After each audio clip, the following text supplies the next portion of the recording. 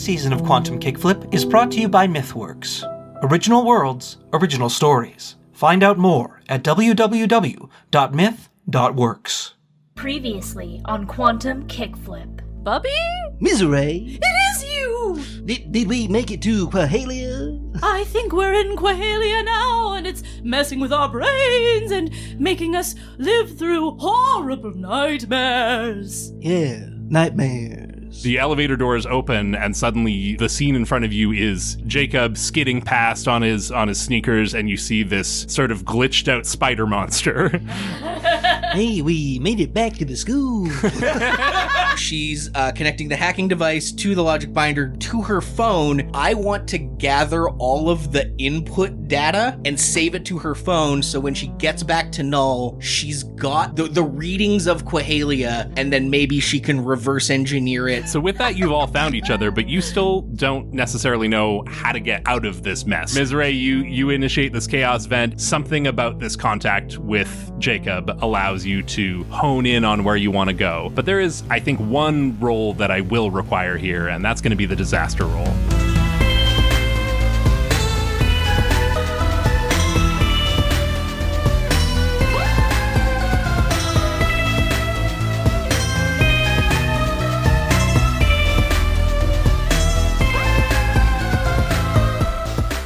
Hello, everybody, and welcome to another episode of Quantum Kickflip, a Slugblaster actual play podcast. My name is Robyn. I am your Slugmaster Game Blaster, and with me are a bunch of my best and funniest friends in the whole world, and they're going to introduce themselves to you now. Players, as you introduce yourselves, I'd like to know, you're in a dimension that sort of messes with your mind, fucks with your head a little bit, and I don't know how much experience your characters have with this sort of thing. What are your characters, where are they at in terms of, like, alcohol, psychedelics, that kind of thing? Are you straight edge? Have you partied? What's your character's threshold for how cool are you?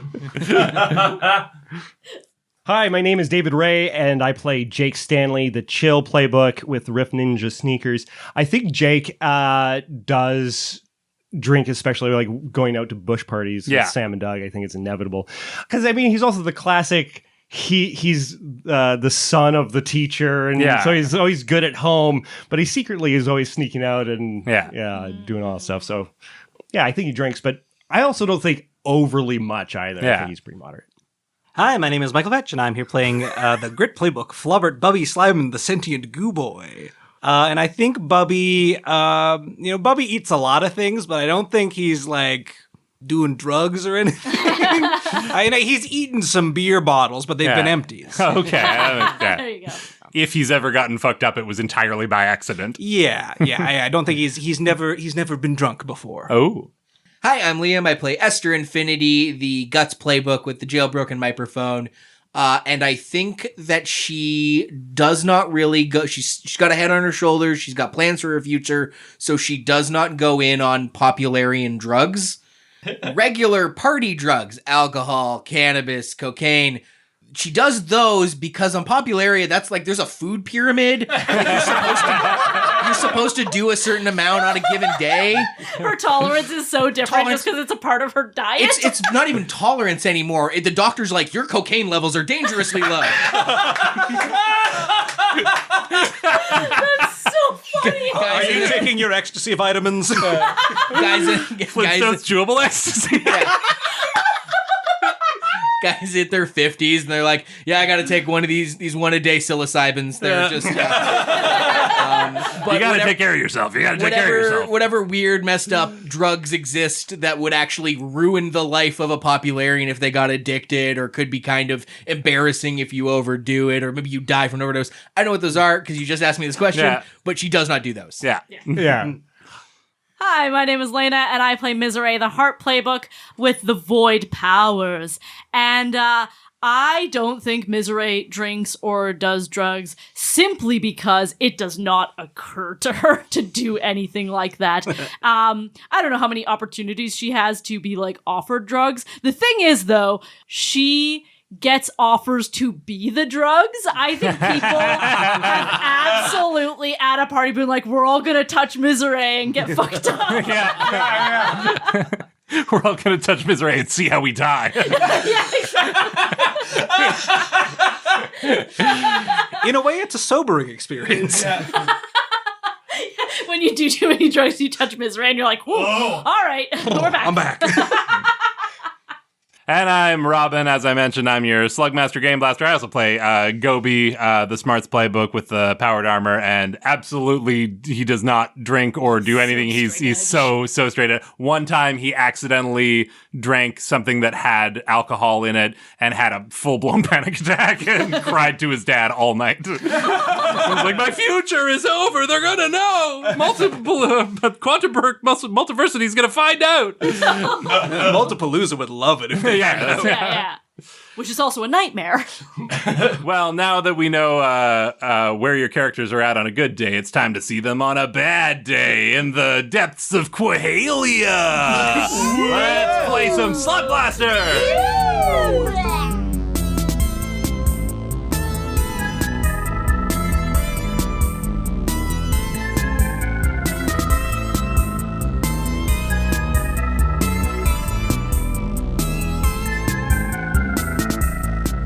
So for the disaster roll, we are rolling 1 die per empty treble box. Before we even roll this, I'd love to know how many dice everyone's rolling, starting with Liam. How many are you rolling? I have 3 empty treble box, but I also have walking disaster, so I get an extra d6, so 4 total. 46. Michael, how many are you rolling? 2. 2, all right. Jacob? I have... Dave? I don't know why I said real names and then character name. Dave? I have 1 trouble box, and I also have walking disaster. So I you're get rolling 2. Okay. And Laena? 1. I have to roll a 6. So yeah, for our listeners, you have marked all but 1 trouble box, which means even if you were to roll a 4 or a 5, a close call with disaster, that would mark your final trouble box, which would trigger disaster anyway. That's right. So you have 1d6 and you have to roll a 6 to avoid disaster.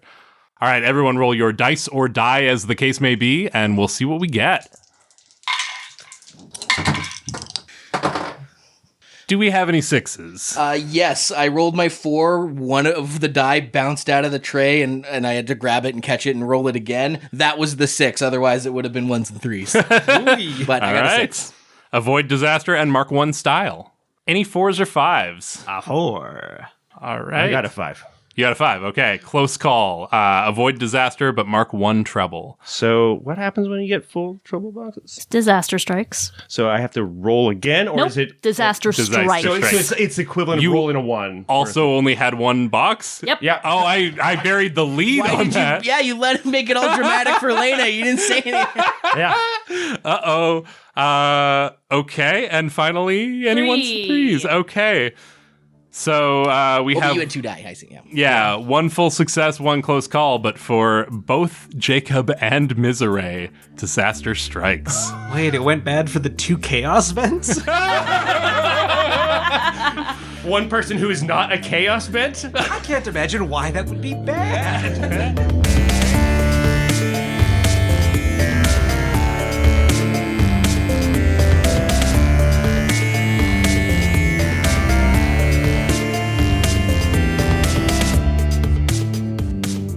So, Miserée and Jake, you are holding on to each other. You've engaged this chaos vent. And as I described, like, Jake is helping you direct this, refine this. You're not sure if it's his device that's channeling your energy in some way, or if it's just the essence of Jake and your friendship helping you. But one way or another, the black sort of impermeable void of Miserée starts to like bleed over onto Jake and encompass him as well. So you both look like silhouettes holding onto each other. Bubby and Esther are there. Head teacher Stanley's closing in. We're in kind of like slow-mo bullet time right now. This huge glitch monstrosity is barreling towards you, reaching out with splintered guitar fingers to slash down, but you dive through this void, and then the void itself sort of collapses inward and zoops down into like at the end of a cartoon when it like circle wipes out, or the end of a Super Mario World level.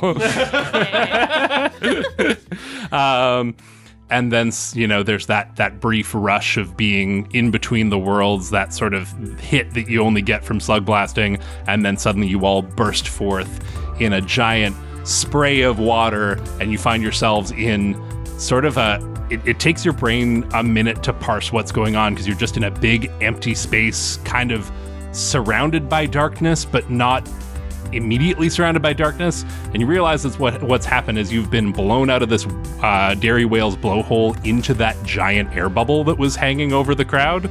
And you all find yourselves in this sort of, you're underwater, but also within an air bubble. And you find yourself just sort of bouncing weightlessly around inside of an air bubble in Desney. You have successfully made it back through the two-way portal. Seeing this immediately, I'll make a quick offer that we're all kind of floating. This could get out of hand. Yeah. Esther grabs her little vape rope control around her neck. Yeah. Does a little toot of a pop song from the 60s. Yeah. And the rope quickly it's a self-controlled voice-activated rope, wraps around everyone's wrists so that we're at least all together. I love whatever that. comes next. Do I have a wrist? There's a knot sitting inside of Bubby. Yeah. Yes. It just goes through the little glove. Yeah. Yeah, you find yourself back in your slime form. It feels weird, maybe for the first time, to be slime. Like, that's all you've ever known was being slime, but now you've known what it feels like to be Timothée Chalamet.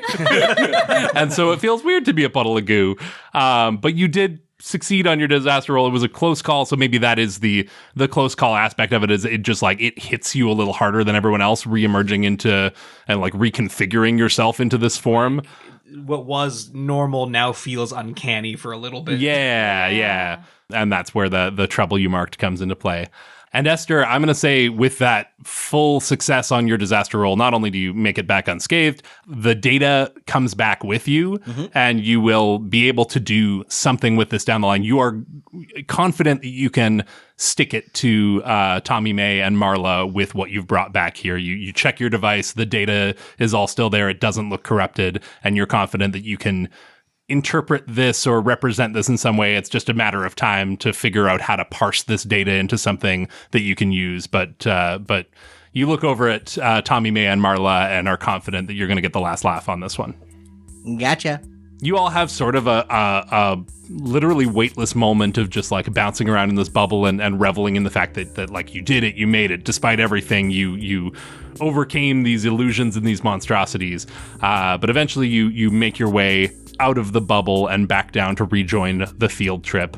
And you realize here that that's your absence has not gone unnoticed. I think we established in the first episode that the teacher had noticed you leave, and immediately upon rejoining the group here, you see that the scene is no longer a casual field trip with everyone waiting for their serving of whale milk and kelp cookies. This is now like an active situation of students have gone missing in the multiverse. And you see a bunch of rescue agents. Clearly, the teacher has called back to Null for rescue to come and intervene and help locate these missing students. And it looks like they're just sort of getting their base of operations established here and getting ready to fan out and look through the local multiverse, through the neighboring dimensions to find you guys when you emerge here. And, they're not happy that you have done this, but they are relieved to see that you're back. It looks like maybe everything's going to be okay. And then, Jake, you feel a rustling in your shirt, and you feel Flappy from wherever you put that pack of gum. Yeah. You feel Flappy wriggle his way out and go toddling off the way Flappy does, just kind of running around. And immediately all of the drow agents snap their attention to this candy creature and go running forward and grab him. I just wanted to know in this moment, like, has this whole weird chaos been, like, what's my state of mind? Is it affected at all? Like, am I like groggy and out of it? Is like, I would say, I think that's fair to say. You're not all, your wits are not fully about you here, which maybe explains why you're not able to.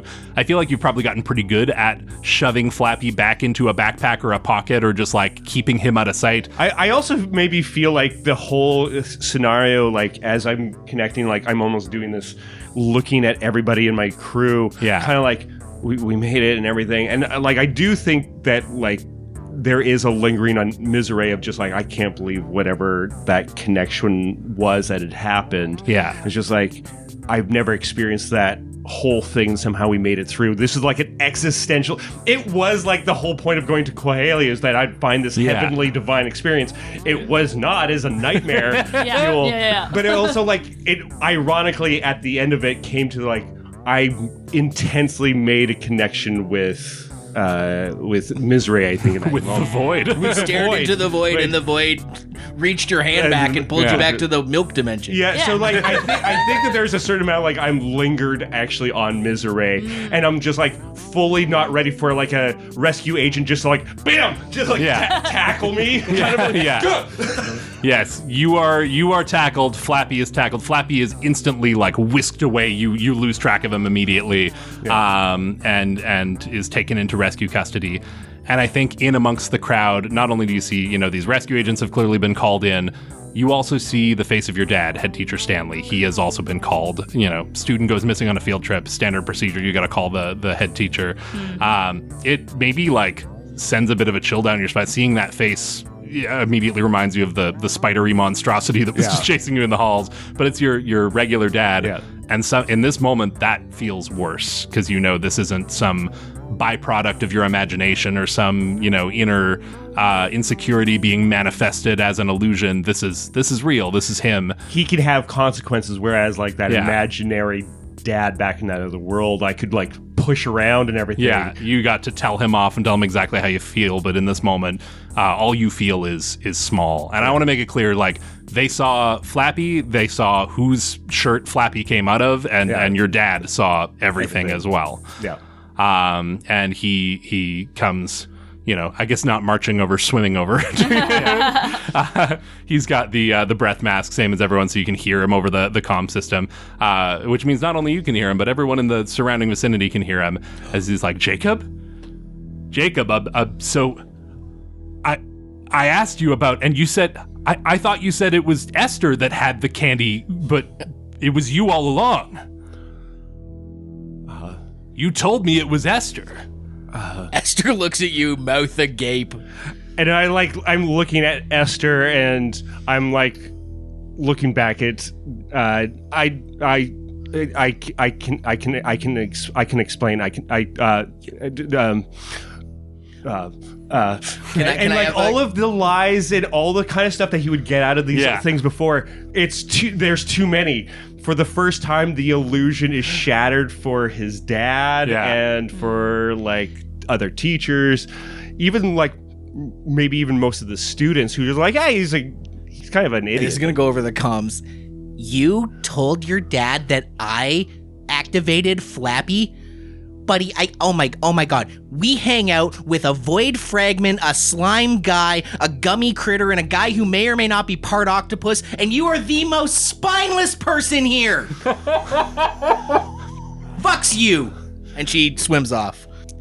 And like I could see the other kids kind of like probably laughing at like that whole thing. Mm-hmm. There's just a new wave of like this is the most level of embarrassment that's been like leveled. I think I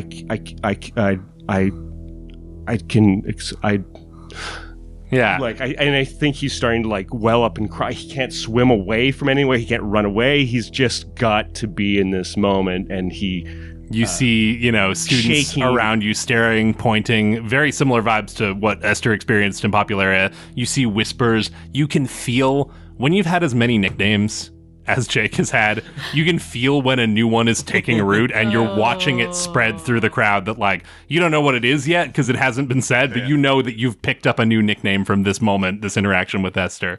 I think Miserée is looking around at all of this, and she has a moment of, like, I can't fix this. Mm-hmm. And I don't think she ever like thought of herself as like a fixer or a bridge with this crew. Yeah. But there was this brief, beautiful moment when we were all literally connected together. Yeah. And she had never felt closer to all of her crewmates. And then just as suddenly as we were all tethered, we're breaking apart. And she sees everything starting to fall apart, and she just like fully expands out in this water to like her full 6.5 foot tall, shapeless void. And she says, "We went to Quahalia. I dare any of you to try that. Hell yeah, sister. And she has sidled up to you to check in on you, sort of thank you for, we're fine. So yeah. Yeah. Oh, and do you daring explorers from Quahalia have any souvenirs or trinkets from your journey? And you see Grayleen approaching you. You specifically, Miserée. The Thenispartian art student walks over expectantly. Grayleen, and she sort of looks around at everybody and like realizes she didn't, from being in the research lab, running through the hallways, she was so preoccupied with finding her friends that she didn't think to find anything. And she looks at Grayleen and says, "There was a lot that we found and a lot that we did not find, and I think that I consider myself fortunate to have found my crew, to have found Quahalia in the first place, and to have found a deeper connection with my friends. You understand, don't you?" And Grayleen has sort of swum right on up to the edge of the big air bubble, and they're sort of like treading water there. You're joking, right? Surely this is a joke. You've got something hidden inside the pocket of whatever you are. You can't really mean the real treasure from this dimension was the friendship with this glob worm over there. That's what everyone's calling you, by the way. You with the candy thing. Yeah. Look!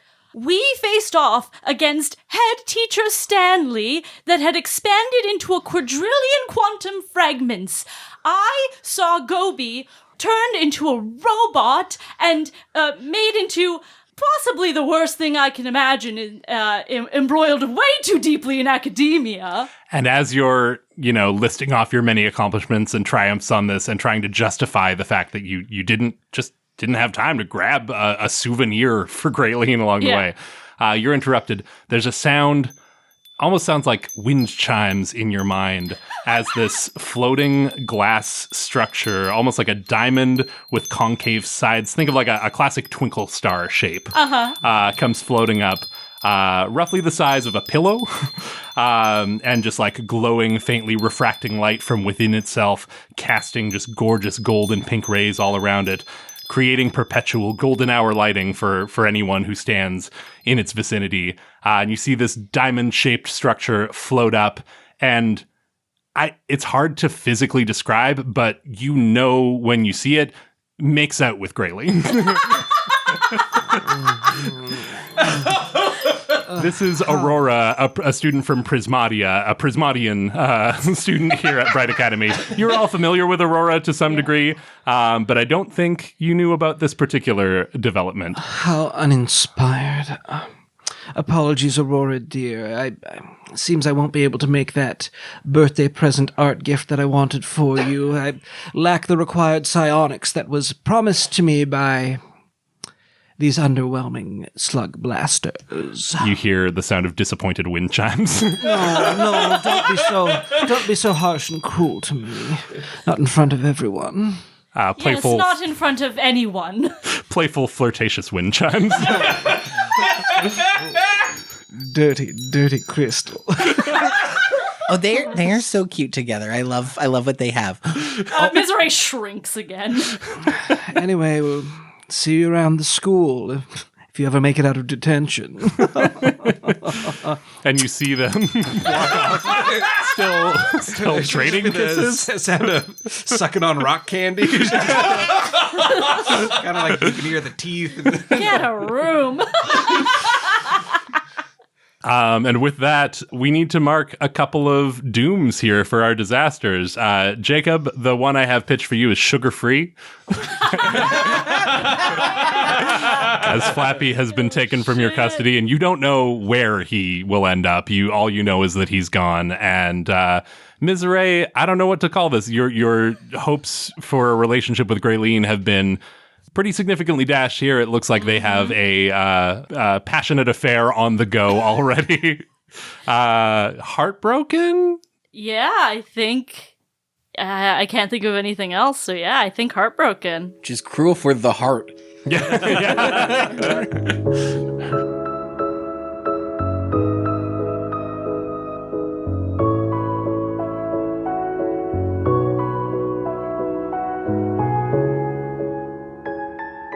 With that, we move into downtime, and the first thing we need to take care of is a little bit of cleanup. First of all, let's award some style. Your crew are shredders, plus 3 styles on runs where you race, chase, or land big tricks, and weirdos, plus 3 style on runs where you take an unconventional approach. Yes and yes. I think so. I'll mark that on the crew sheet. You have 6 crew style, plus the 1 that was already in your bank, for a total of 7. As far as factions go, I mean, you can't get any worse with Drow. They're not happy about this, but you're already at -3. What does a -4 do? Let's fuck around and find out. Yeah, you know Mikey. what? I'm going to say Bright Academy is also going to go to a -3 due to the actions undertaken here, which will trigger a roll on the challenge table. And as far as the crowds at school, which crowd was Graylene a member of again? That's the Freaks. And Aurora is a member of the Thrashers. Yeah. I mean, I don't think Aurora feels any particular way about this. But the Freaks, you've lost some credibility. We're going to take a -1 there. It brings you down to 1. And the Mavens, I think it remains to be seen how Esther chooses to play this. This may still affect things there, but I think we're going to let that ride for now. And maybe, depending on how badly you embarrass them, we'll see what that does. I think that's all for faction shifts. Everyone can clear their slam boxes. But before we move out of cleanup here, there's one final thing, which was the run reward. I had said at the beginning of this that if you guys all made it through Quahalia and made it back without peeling back, that you would unlock something. Very cool. We want this. Yeah. And while 2 of you did roll disaster, your disaster took very personal forms. You lost allies, you lost prospects, you lost, your lives took a hit, but you didn't peel back. You made it out of the dimension. And so for that, each of you is going to be able to unlock a trait. And I will copy and paste these into our group Discord, but these are drawing from one of the new signatures that Mikey has made available to us in planning this run that will be coming out with the expansion Slime, Warp, and Solder. These are from the Telekinetic Potential signature, which all has to do with telekinesis and telepathy, mind reading, mind powers. So this would be something for your signature device. Your signature would be, telepathic potential, and you would have these as part of your signature. However, we're going to take these on as a playbook trait in this case, because the process of going through Quahalia, of experiencing all of that psychedelic madness and coming out the other side has permanently altered your brain and your psyche in a way that has unlocked some latent psychic ability in each of you. So feel free to take any one of these traits and add it to your playbook. Do you want us to say that now? Yeah, take a minute to read them over if you want. I read them over and immediately I know which one's on brand for Esther. Neuralizer. Roll to destroy the last couple minutes of a subject's memories. Fragments remain in the submind, floating around the surface over time. Floating to the surface, yeah. Fantastic. Esther has unlocked Neuralizer. And I think I have also immediately found the one that is on brand for Miserée. Mm-hmm. She already kind of does this when people touch her. Now it's just a mechanical ability. Sensory rerouting. Roll to modify current input for one sense in one subject. Make them hear things, see things, not see things, etc. Add kick to modify multiple senses concurrently. Amazing. I think the thing that probably unlocks, and probably maybe it's even why he's stuttering in that whole moment. Mind reading. Roll to secretly read a subject's active surface thoughts. And you thought GoodTube's comment section was bad. Oh no. So you're not just getting the audio of everyone tittering. You're just like it's like worse. It's like the stuff that they don't want to say. Even the polite students who aren't saying anything. Like, yeah, I'm hearing like Worm kind of makes sense. Like the second edge of the sword from what Trev's mind reading abilities were last season. It's even so. It's an extra layer of that. Yes. Amazing. So with the other two options, I don't know that it makes a ton of sense for Flobert to take Psychic Weapon. Okay. You can also double up if you want. Don't feel like you have to choose a unique I think it might be a little interesting to take Inception. Roll to place your hand on a subject's head and go deep into their mind to retrieve a secret, alter memory, repair damage, or insert a new idea. It takes nearly a minute. You are unaware of the outside world and are vulnerable during the process. And afterward, you receive a slam. Okay. I like the idea of that, but I like the idea of he has to go into someone's ear. Into their brain. He goes right in there. Like a Yeerk from Animorphs? Oh, God. Oh my god. I love that. Yes, take it. And with that, we move into downtime.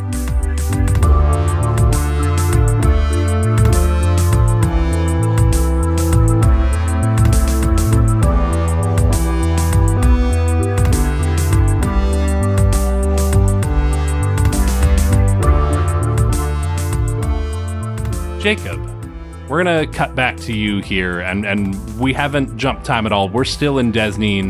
You have been pulled aside by your father, head teacher Stanley, and sort of taken away from the rest of the crowd for a moment. You can still hear the echoes of, people whispering and pointing and saying worm. And honestly, even after you're out of earshot, you feel like you're still getting traces, almost like it's less of hearing them and more like in your mind, like something has awakened there. It's just sort of this constant background noise of laughter and derision. But your dad pulls you aside and kind of puts a hand on your shoulder and is like, son, what's going on here? You told me that Esther was responsible for that little candy thing, but I just saw it crawl directly out of your shirt. You lied to me. I thought we didn't do that, buddy. I know you do a lot of things, and I know I let you get away with a lot of things, but I didn't think we lied to each other. I lied. Esther had nothing to do with it. It was me. I found it in the locker in the Drow cube? In the Drow cube. What were you doing in the Drow cube? I wanted to get some gear. I wanted to see if I can get some gears. You wanted gear. Yeah. Gear for slug blasting. Is that it? You and your little friends here, you fancy yourself some kind of crew? What do you call? What's your name? No. It wasn't them. It was me. I was going to get them stuff or whatever, but that was me. Jacob, buddy, I don't know what to say here. As your dad, I want you to know that I'm here for you, and you can talk to me. You can tell me this stuff. You don't have to be sneaking around behind my back, but I'm also your head teacher, and I need to take a stand here. You snuck away from this field trip. You snuck into the cube. You awakened some sort of eldritch candy nightmare that shouldn't exist. I don't know. My hands are pretty tied here, buddy. I need to come down on you. This is suspension. I'd be grounded, and I think it goes without saying that slug blasting is not a thing that you are going to continue to do. This little hobby of yours stops today. Okay, that's it? Okay. And, like Jake's like looking up and, he's got tears just full in his eyes kind of a thing. And, you can hear the tittering in the background and all that kind of stuff. And he's just like, it doesn't matter, Dad. They all hate me. So I don't, whatever. I won't do it. I don't. Your memory drifts back to that moment in Quahalia when what you thought was your dad was in his office, and you told him exactly how you felt about him trying to control you and tell you what to do, and how you just you told him what was in your heart, and you yelled at him, you stood up for yourself, and all of that fire, all of that energy is just gone. In this moment, you're just sad and scared and alone. What kind of thoughts do I hear? Like, what does his dad actually think about Jake? So I wanted to clarify that I don't think this is maybe in this moment you're picking up a lot of background. You're going to learn to control this ability. This isn't necessarily an all the time thing. You don't have to hear everyone's thoughts all the time. That's a curse, and this was meant to be a benefit. But if you're trying here, you can absolutely delve into his surface thoughts. Well, I think it would make sense that it would happen. Because this is also going to incur a doom for me. So. And I think in that moment, like he's really trying to lay down the law here to let you know that you have messed up and disappointed him in a way that is pretty unforgivable. But he hears you say, "They all hate me, and it doesn't matter." And there's not words at this. Like you can feel his heart just break a little bit. It's not a sentence running through the monologue of his mind. It's just like a gut punch that he hears you say that, and it just feels like. In that moment as a parent, all he's ever wanted is for you to be happy and safe and looked after, and he realizes that you're not, that you're hurting here, and there's not really anything he can do about it, and that breaks something within him just a little bit, and the facade drops, and he just pulls you in for a hug and holds you close for a moment. Yeah. What was that scene? What was that fun little romp we just went on together? That fun little... not make Dave almost literally cry. That was final warning. An argument, punishment, or ultimatum. What do you want? What do you do? What don't they understand? What don't you? So a doom. I don't know what it would be. Like, they all hate me was a pretty strong... Hey, that's a pretty... Yeah. That's it. Yeah.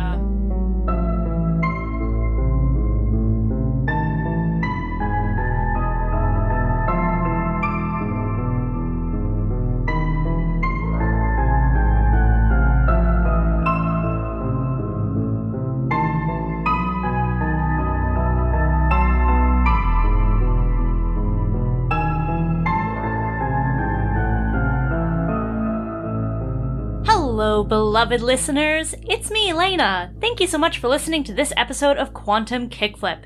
If you've been enjoying Season 3 of Quantum Kickflip, you can leave a 5-star review on your podcatcher of choice, you can tell a friend about Quantum Kickflip, or you can follow us on social media at Quantum Kickflip. You can also support us by subscribing to us on Patreon, where we have all sorts of goodies, including early access, exclusive bonus content, monthly cast live streams, and much more. If you subscribe to our Patreon today, you can listen to a behind-the-scenes featurette where Robyn takes you through the inspirations behind some of the music for Season 3 of Quantum Kickflip. Another unexpected influence that cropped up for this one is the theme song from the cartoon Hey Arnold.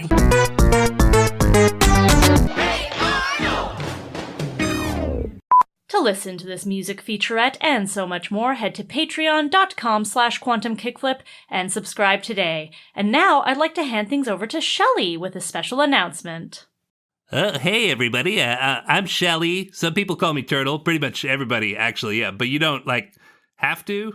Anyway, I had Quahalian hypercalculus with Doug in first period. He's flunking it pretty bad, but he passed me this note addressed to, Bronze Dionysus, Nash Fesman Farmer, Diamantina, Aratlon, Mana, Lamp Critic, and Craig from Canberra, Australia.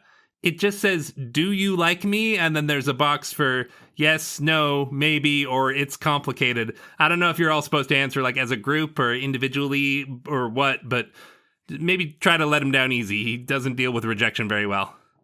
This season, Quantum Kickflip is proud to be sponsored by MythWorks.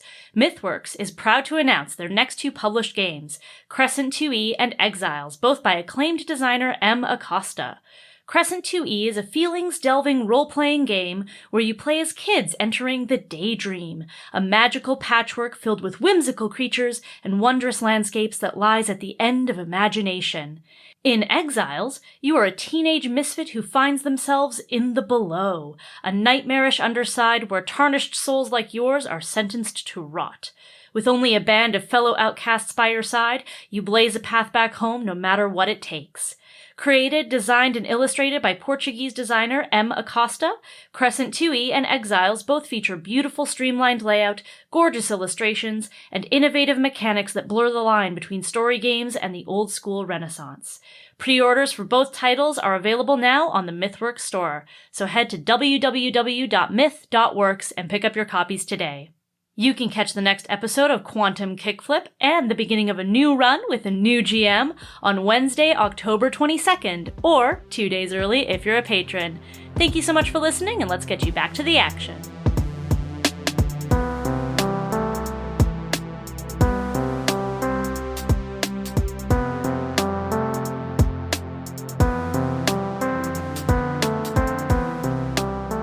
We find some of the members of our unnamed crew back in Null at the Malamute gas station where they like to hang out in the little diner there. One of them, Goby, back from his little sabbatical, and he is reconnected with whoever would, heed this invitation to come and meet up. But I don't actually know who that is in this moment because there's some high tensions. There was a pretty big implosion between Esther and Jake. Miserée's in a bad way. Bubby's still recovering from having not been slime. So I'm going to pose the question to you. Who is here in this moment with Goby at the diner? Bubby never says no to food. All right, Bubby's in. Miserée is here. She's got a big milkshake in front of her, untouched. Very good. Jake, are you here? Ooh. I think so. At this point, he has no, these might be his only friends. All right.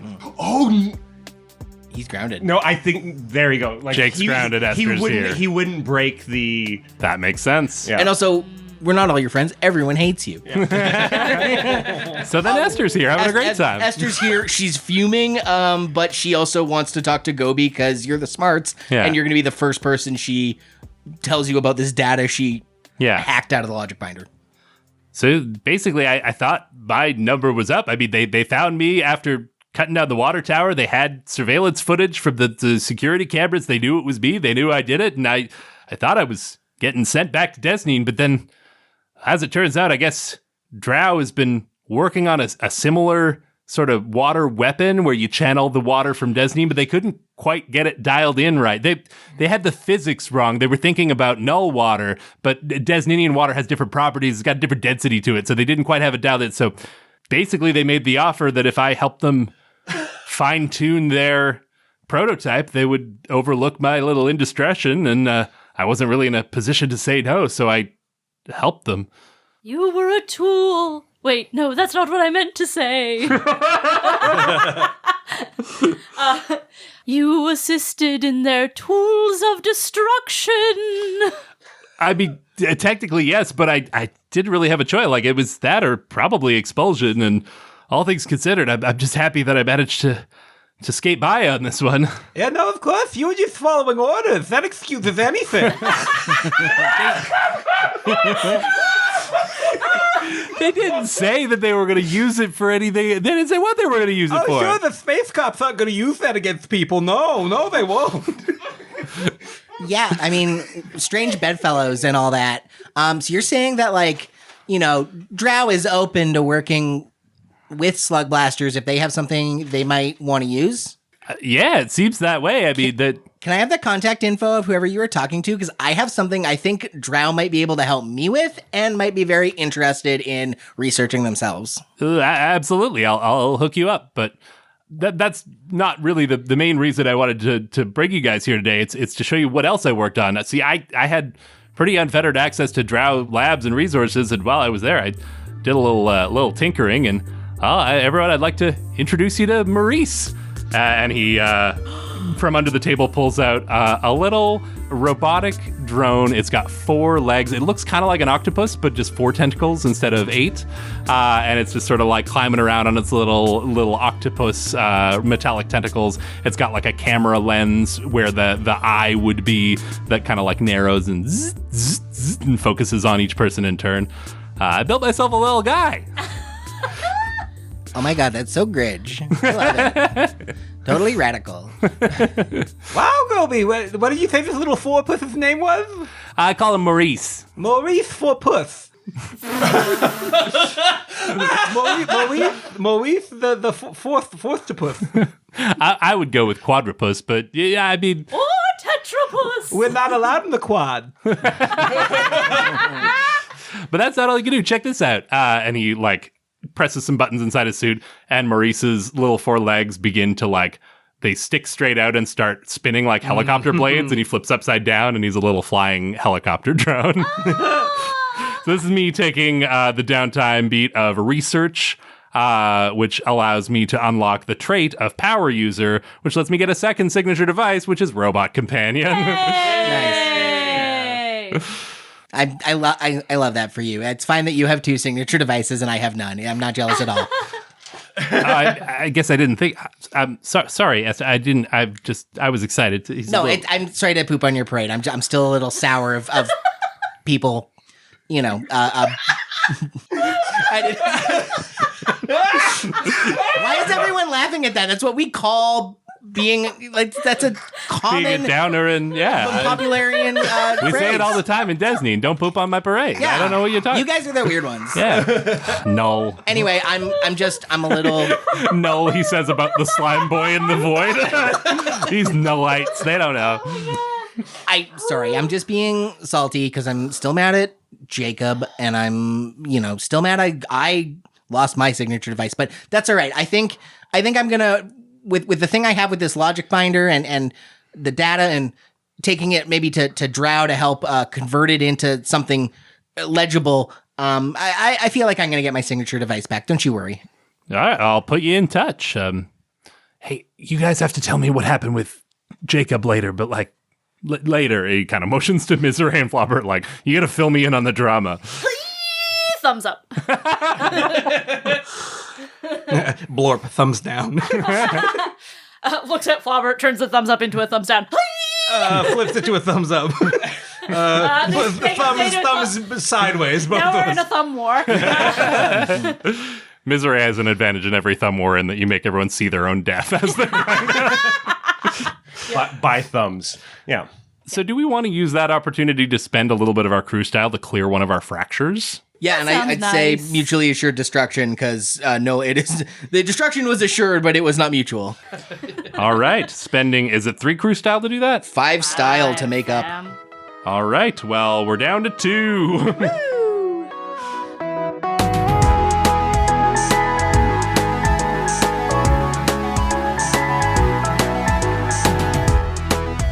Miserée goes to pay Esther Infinitē a visit at her dorm.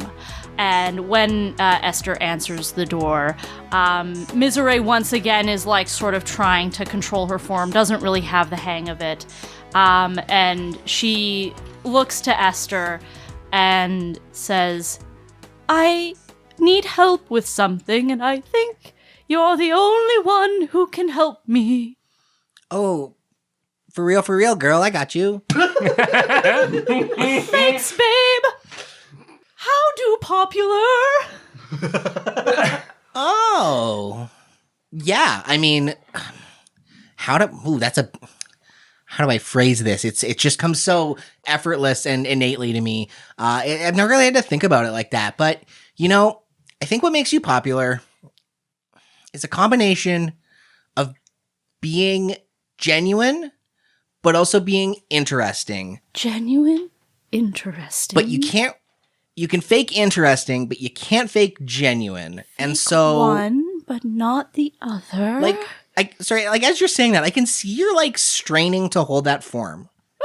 No, this is how I always look. And she tries to casually lean against the door frame, but she's leaning what she's trying to Starts project. absorbing the door. Yeah, the door frame starts turning black, and then she starts filling the door frame, and then so the door frame is now half Miserée, and then she's like, oops, and then tries to pull it back. See, I guess that's the thing is look, some people can get pretty far being fake, being pretenders, trying to put on a persona, but the truly coolest people that I have ever met are just effortlessly, genuinely themselves. And so, I don't know, maybe consider not trying to be anything but what you are. The what you are is technically nothing, but I think you can work that to your advantage. That's the interesting thing about you. So you need to genuinely and interestingly be the nothing that you are. Oh, I need to be nothing? I think we're getting hung up on that word, and I'm slightly regretting choosing it. I just am saying okay, look, and she opens my page, and shows you some like popularian celebrities. And it's like people being authentically themselves, having way more My Page followers and way more social credit than people who are trying to like push a brand. Like, you know, when like you're listening to a podcast and they do the ad read and then they're like doing the ad read really organically and like talking like themselves about the product in a way that's fun and fits the voice of the podcast. It's always way more engaging than when they're just like reading off the sheet, right? Right. It's like that, but for every interaction you have. Patreon.com/quantumkickflip. You're like flipping through this Popularian magazine to show these different successful and famous Popularians, such as, I'm just going to use a bunch of the names that I came up with for NPCs. Sorry if I used any of these in the last episode. I forget which ones I said. You see a picture of Krupp Menzina and Torvald Quinch, the new celebrity it couple. You see Orf Drungalo is there promoting his new film. Skonder Pimbles, big montage of Skonder Pimbles pics. Yeah, and see, Skonder Pimbles, there's a great example. So he was like one of the top film critics in all of Popularia, but then it was revealed by my dad, by the way, that he was being paid off by Rotten Watermelon, and, you know, now his credibility is totally shot. So you just kind of have to, like, show the world what you are, and they'll come to you. If you be it, they will come. Right. I think I know what I have to do. Esther, help me learn how to be genuine. Legally distinct, Popular from Wicked starts to play. Yeah. Girl, I got you. Dave, can you hum me a little bit of Popular from Wicked? It's okay if you've never heard it.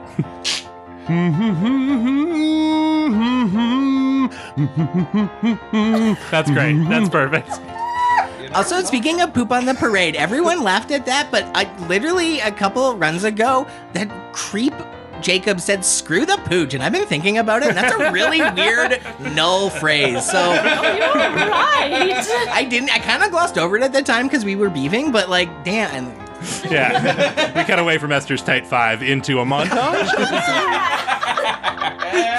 Yeah, so I think what follows here is a montage, and I think it starts with, like, reviewing all of these, like, photos and videos of celebrities, and Miserée is just trying to, like, emulate their, like, poses and poise, and she tries to, like, walk like them and, like, do the over-the-shoulder hair toss thing. Anytime Esther is, like, trying to just, like, film random content about her day, like, Miserée's also there trying to, like, be a part of the video and stuff. I think she sees Esther is, like, you know, texting with, like, Marla and Tommy May and seeing all the different, like, acronyms and stuff she's using. So Miserée starts trying to, like, text her friends, like, cute little messages, but it's just strings of gibberish. Yeah, several incoherent letters that just, like, do not make sense at all and can't possibly be acronymed into anything. I think part of this, too, is that Miserée is, in trying to emulate these celebrities and trying to emulate Esther and trying to emulate other popular people in the school, she spends a fair bit of time sort of looking at herself in the mirror, and she really starts to put more effort into her appearance. Less shapeless blob, more trying to create this humanoid form. She's even got this, like, void-like ponytail that's coming out now. Yeah. And I think it all sort of culminates in her, like, trying to, like, walk down the hallway that, like, you know, those like, all those shots in, like, TV shows and movies and stuff where someone's walking down the hall and they have this, like, newfound confidence. Maybe they have a makeover or something. Yeah. And everyone alongside the lockers is, like, turning and looking, and they're, like, whispering to each other and, like, whoa, who's she? It's that she's walking down the hall trying to project this, like, confidence and, like, she's so genuine. She's so Miserée. And everyone just kind of looks at her, but it's all just, like, looking and then being like, oh, it's Miserée, and then just, like, instantly looking away. And perhaps the most intense is, like, someone looking and being like, what is going on with her right now? Anyway, and she just, like, kind of, like, walks down the hallway and then, like, very slyly looks back over her shoulder and then just, like, has a moment of, like, oh, that didn't have an impact at all, but I'm being so genuine. I love it. What scene was that for Miserée? That was struggling. Your issues get worse. You act out, project, or try to solve the problem the wrong way. +1 do. I love that, because I was like, no, I just told you be genuine yourself, and you're like, I'm trying to do this, I'm trying to do that. Trying to and be so genuine. like you're forcing genuineness. Love it. Yeah. Absolutely. Because it's not the end of the arc, it's the third part. Yeah. And I am also taking in the lab. I'm going to spend a style and finish unlocking collapsible panels in trying to form this new appearance for herself. She's controlled her void more and can sort of fold into herself to look the way she wants to look, and can even look as small as a zipper tab. Very cool. Little tiny black dot. Little black dot. One doom disingenuous. Yeah! Oh, I love that. My Fair Lady, but it's Voidware Lady.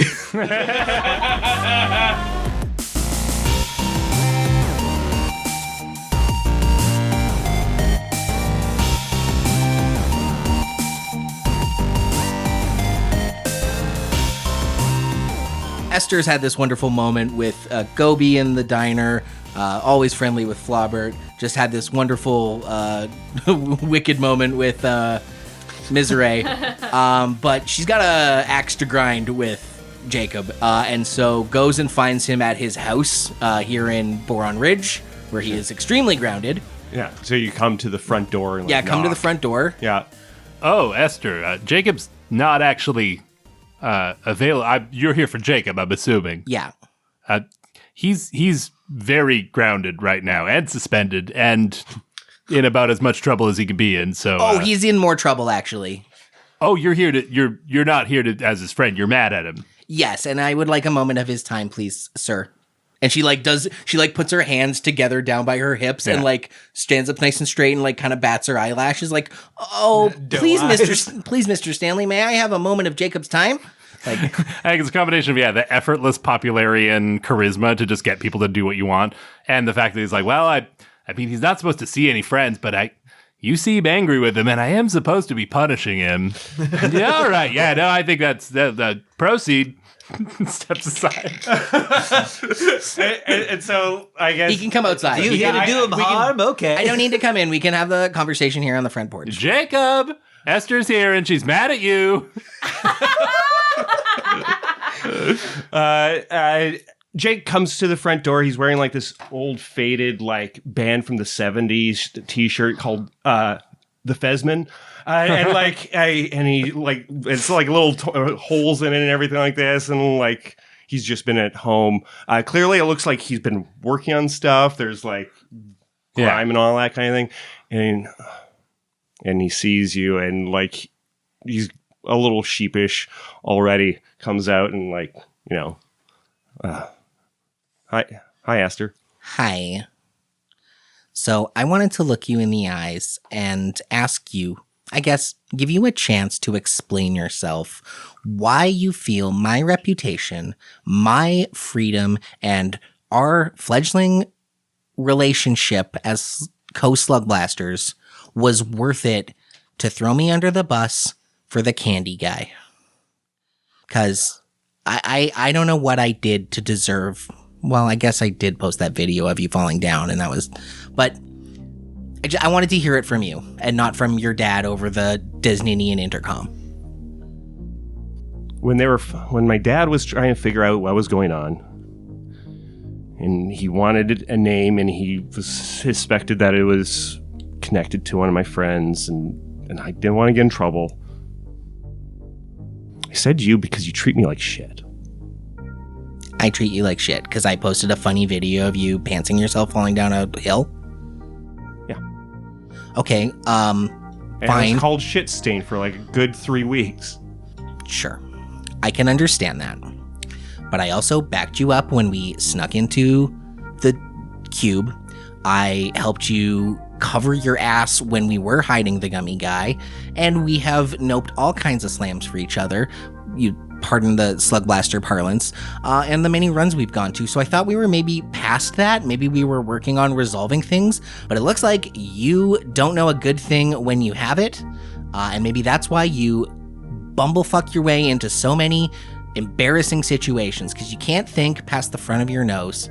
So I really thought we were building a crew with Flobert. I cleared your name. Yeah. I told my dad. When the chips were down, when you had literally no other option, when you were literally floating in the void with everyone pointing and looking at you, that's when you finally just took your lumps. So, you know what? I don't know what this crew looks like, whether it's me and the squishy folk or you and the squishy folk, but you and I will not be slug blasting together again. And by the sounds of it, you're not slug blasting with anyone, so to you. So. Oh yeah, you're just shrugging your shoulders. Oh, you look so sad, puppy dog eyes. You made your bed, pal. You're gonna sleep in it. So you, as they say on Null, screwed the pooch, which is really weird when you think about it. So just wanted to look you in the eyes. I'm sorry I made you feel like shit, but you took it way too far. We were building something and you squandered it. So bucks you. I will not be seeing you on a Slugblaster run again. Later. With that, Esther turns on her heel and walks away from the Stanley house, but the camera lingers here. We hang out with Jacob in this moment. So that was, since I'm turning away, I will just let you know, that was my guts beat of going solo. You have a big fight with your crew, choosing yourself over them. It eats at you, a fracture, a doom, a slam. It's not so much turning her back on the crew, but just turning her back on one very specific crew member. And what's the fracture? What's the doom? I think the slam is betrayed. The fracture is screwed the pooch. Yeah, it sure is. Okay, and then is it a doom? Yeah. I mean, if anything, I could. Well, you know what the doom is beefing. Yeah. Yeah. We've been beefing from day one. Yeah. And we really thought it was over. But the doom is beefing, and the slam is betrayed. Yeah. But we linger here with Jacob in this moment. Jake's been kind of hiding away kind of since the whole thing went down and he came back. And there's just been so many of these instances of like, as he's walking down the hallway and he's picking up just stray thoughts from people and sometimes just open thoughts from folks. Different names, different thought. And like he's had to retreat. Like he goes to classes and then he leaves. He does not stick around. He doesn't try to talk to anybody. He's maybe engaged in the hyperphaser more to just like VoIP through walls, like out, avoiding the halls altogether. Yeah, just going in through the side, and spending a lot of time in the garage working on his equipment and everything like that. And he is taking an L, which I think I'm going to put as Worm as my doom. That makes total sense to me. And the thing that happens throughout this whole thing is just like Jake has all of these identities. Like he's known as like 10 different, it's just spreading, spineless, jelly, all of these things, and it's all of these names and all these identities, and he's just avoiding it all. So that's taken L. It takes away 5 trouble, so now I have no more trouble left, but I do take a doom, which is Worm, and then a bunch of in the labs. Yeah, you're taking in the lab to maybe soup up your device. You're not planning on doing any slug blasting anytime soon, but you want to continue to use your device to avoid people and problems. Well, and also it's like regardless of its use in slug blasting, I think it's like I need something to focus on that is not literally my thoughts. Yeah, and everybody else's thoughts. It's just like I'm just figuring it. So he's actually for the first time putting care into his device and actually like getting better, and like he finishes up, like when I was saying that there's wires sticking out before, he's like soldering everything together, and like fixing them up so they're as good as to go, not for slug blasting but just for like something to do. So after rolling, and I spent all 5 of my style that I had, just pouring it into this, I decided to get kit bashed. From the photonic jacket, I took photo bypass. I roll to fold normal light around you and blend in with your surroundings so nobody at the school can see me. That makes a lot of sense. And then I also had enough to get a power cell, which gives me an extra kick. Incredible.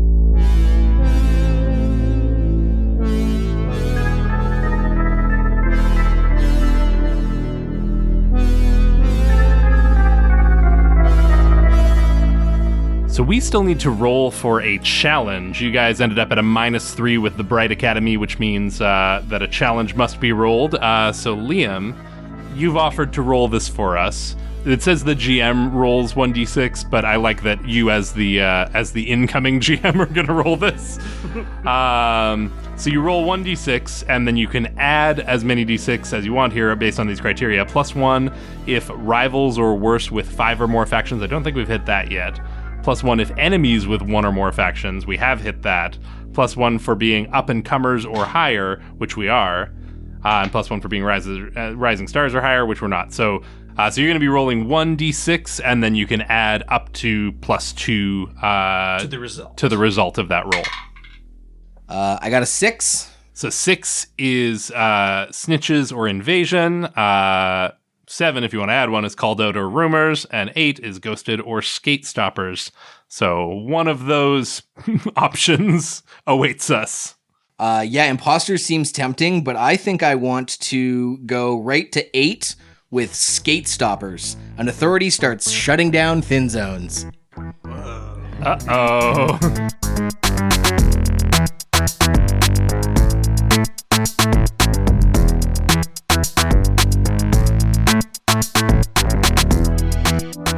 Flobert reaches out to Miserée to try and meet up and chat about just sort of what went on the Quahalia run, sort of to thank her for busting through and saving him from his own weird delusions, things like that. And also, I guess they haven't really...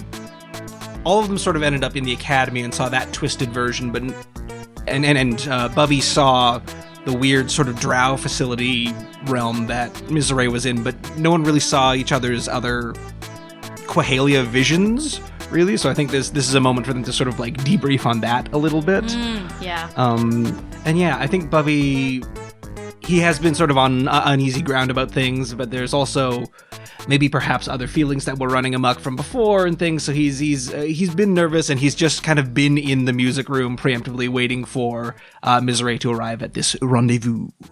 Yeah, she walks through, still kind of maintaining her like new form, and she sort of approaches Bubby, maybe like does like a casual like half sit, half lean on like one of the old ping pong tables. Hey Bubby, sup? And I think Bubby's actually was already in the room, sitting on like an old bass drum or something, and he's in his sort of Timmy Chimmy shape. He's more humanoid form, kind of like looking like as close as he did when he was Bobby, as he can, but still being made of goo and with the hat on and like, yeah. Mm-hmm. Oh, Miserée, thanks so much for coming. Sorry for the short notice. I just wanted to say thank you so much for saving me back in Quahalia there. I guess I got kind of caught up in things. Completely understandable. It truly was a harrowing experience in Quahalia. Were you in a lab too? No, I was actually... Gosh, it actually kind of felt a little like a dream for me. I was the person. I was like people. Yes, I remember the strange form and the very normal sounding voice. Yeah, You sounded like a regular null boy. Yeah, like they all sound. Yes. You hear it on the radio every day. It's exactly what Top 40 is. But I know I never considered anything for myself other than being slime. I've always been an ooze. I didn't... It felt so strange, but also kind of right to be a people. Have you ever thought about what it would be like if you weren't void? She kind of looks down at her hands that she's now like able to sort of have without any effort, and she looks back up at Bubby and says, all the time. All the time. I had never thought of it before, but now I don't think I'll ever be able to forget what that felt like. And I don't know if being a person is something that I want, but it was so strange to not be looked at as different. Strange in a good way, but strange. Anyway, a lot happened on that run. I'm also sorry we weren't able to get that thing for Grayleen. I know I said I was going to be your wing blob on that, but I guess I kind of I messed that up too. Oh, no, it wasn't your fault. I think I was maybe having some delusions about what could possibly happen with Grayleen. I was silly of me to think that someone at the school would look at me that way, as something other than, well, a void. Don't say that. That's not silly at all. And I think Bubby gets up from the drum and he's like, "You're plenty. You're a fun person. You're absolutely gonna be prom queen." I don't know about that. And I think the stuff you're doing with your ponytail is really fun right now, and like you do stuff that no other people can do. You're not just the void. You are the void.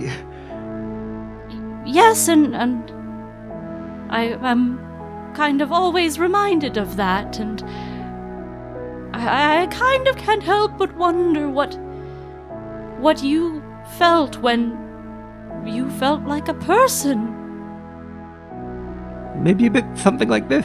And then he kisses you. I don't know why that was my response. That's what you always want to hear from somebody you just kissed. Yeah. Aw. Miserée kind of just like freezes for a moment. She's like very caught off guard and surprised.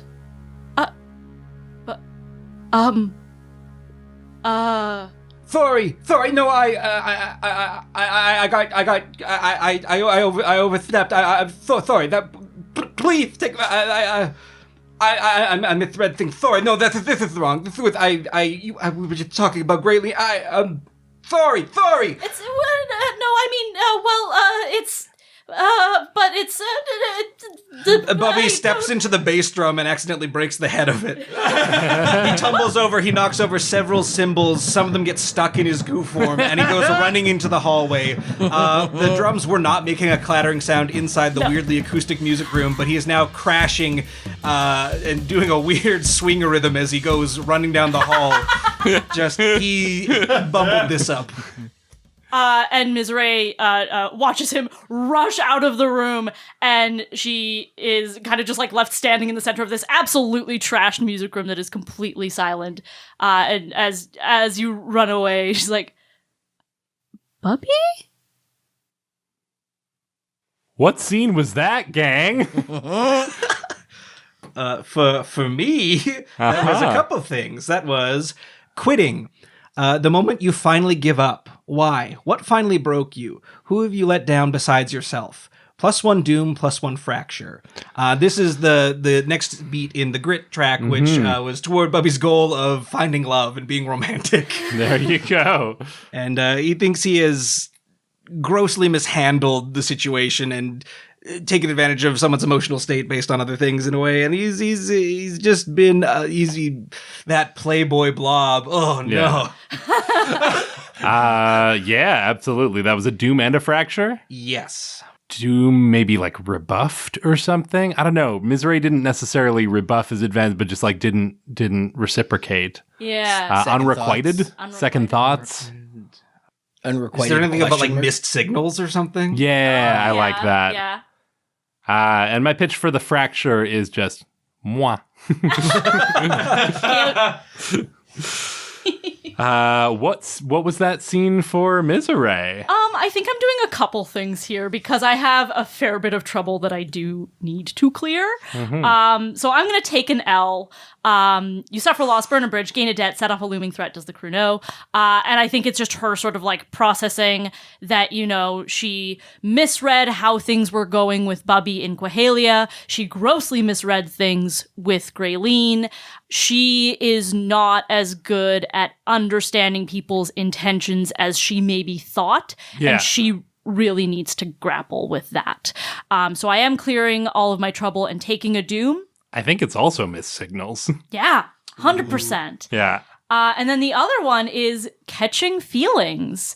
Oh ho ho. The special relationship blooms, but things get more complicated too. What's at stake? Which teammate disapproves? This relationship was never about Graylene. This arc was never about Graylene. It was about Bubby. I love that. And what does that get you? A legacy and a fracture. Oh boy. Before we get to cleared that that, I mean, you can decide what your legacy is called there. I would pitch also moi. I like that, yeah. Before we get to the fracture, because that's going to have some repercussions, that was one more thing for you as well, wasn't it, Flobert? Yes, yeah. I wanted to also take Sharpened, a trait beat. A teammate inspires you or shows you something about yourself, +1 trait. The trait that I want to take is Personal Growth. A trait from another personality. How are you changing? Who are you learning from? And I think all of this is being inspired by this interaction with Miserée, and thus I want to take the Heart trait of Middle Finger. Once per run, automatically get a 6 on any action, no roll required. Add up to 2 kick, baby. Nothing can stand in your way. So there's like a boldness in this, but there's also, I think, just the symbolism of a middle finger, fuck you, of like things being wrong and weird, and yeah. I love that. Also, I mean, I hate, as a GM, I hate that, but also I don't have to GM after today, so I love that. Yeah, and then finally, that's a fracture, which I believe is our third fracture. But there's only 2 spots. What are we calling this one, gang? Boy, what do we call this? I feel like no one... It's a schmoz. Like this whole thing's a schmoz. Too many feelings. Too many, yeah, because our relationship was a fledgling one, and we've told each other off. You two had this possible romance that total mixed signals. You're just sort of, you being Goby, sort of standing there like, well, what's happening, everyone? Yeah, we've never been more apart. Yeah. So that's our third fracture, which breaks the crew apart, and we'll find out about the repercussions of that in our next run. But with that, we go to our final scene. We find ourselves in a cold, metallic workspace, a lab deep in the heart of the Boron Ridge Drow outpost. We've jumped backward in time slightly as we see Goby clearing up his workspace, preparing to head back to Bright Academy. A researcher in a long white lab coat supervises, locking the components and tools away with a swipe of their keycard. I think that's everything. Relax, kid. If we were going to make trouble for you, we'd have already done it. You did good. Thanks again for your help with the hydro cannon and the other project. You've got a real knack for this line of work. No, thank you. I mean, for not expelling me and arresting me for the whole tower thing, obviously, but also just for letting me use this space, all these incredible tools. It's everything I've ever dreamed of. The academy is woefully under-equipped. I've been meaning to write a letter to the head teacher. Well, if you like our facilities so much, would you ever consider an internship? You'd have access to the lab, and there'd be plenty of field work. All the thrills of slugblasting with none of the trouble. Wow. Thanks, but I've sort of got this plan already, and Quantum Brook Multiversity. Yeah, you mentioned it. Several times. Well, it's the best school in the multiverse. Oh, absolutely. And do you know what their students do immediately after they graduate? They apply for a job here. People work for years to learn how to do what you're already doing. Why would you want to keep going to that boarding school just to get into another school just to end up right where you're already standing? Well, what about Bright? All of my friends. There would be sacrifices, for sure. Fieldwork is classified, so there'd be no contact. But seriously, you already know where you want to end up. Do you really want to take the long way? I'll think about it. You do that. But do it quick. We've got a few loose ends to tie up around here, but once the field team is out, they're out. Think about it too long, and that's all you'll get to do. The two finish clearing up and exit the lab, heading back to Bright and into an uncertain future. But the camera lingers in this space and slowly tilts downward to a manila file folder on the researcher's desk. The fluorescent light overhead flickers ominously, illuminating the imposing, all-caps words stamped across the folder. Operation Boron Suture.